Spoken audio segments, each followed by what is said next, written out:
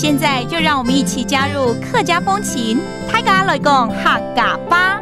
The Hakka specialty Fu Cai is made from fresh mustard greens. The Hakka peoples in Miaoli County pickle and process the greens over winter. The leaves are sun-dried and stored in ceramic urns. Fu Cai gets its auspicious name from a play on words. In traditional pickling methods, the urns are placed upside down or fu in Hakka.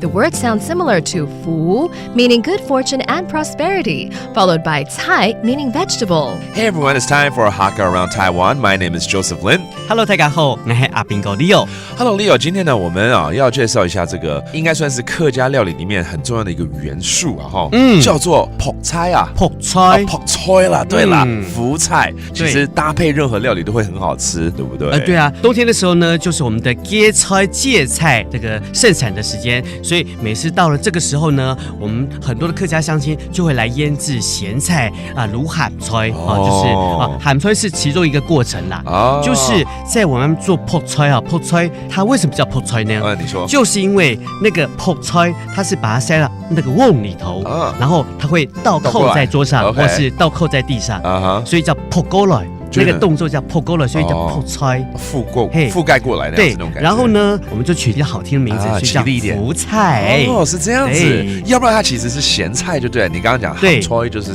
咸菜嘛。腌制过了之后呢，腌制的过程其实就要花大概蛮长的一段时间了。是。你腌好的咸菜呢，我们就会把它拿来晒干，晒了半干的咸菜呢，会塞到那个瓮里头，就叫做朴菜。那如果晒到完全干了呢，你就看到有在市场上有那个叫做梅干菜，就可以分别做了好几种不同的东西。厉害！可是如果我现在只有半天的时间好了啦，那台山县这么长，我一定要去尝试哪一个乡镇？要去新竹关西吗？要去桃园龙潭吗？去哪里？那当然是去苗栗公馆啦。要回到你家里面。公馆有一个公馆客家朴菜文化节，客家福菜文化节。是正在进行中了这个文化节。没错。冬天的时候呢，就是我们的芥菜这个盛产的时候，那我一定要去这个所谓的福菜之乡公馆啊，来吃吃看，品尝一下了。对啊，这边的好吃的东西很多嘞。OK， 好，我们来教大家几个这个客语单字喽。Before the mustard greens become a product, it's actually called the salty greens or 咸菜。咸菜。And then the actual product is actually 福菜。朴菜。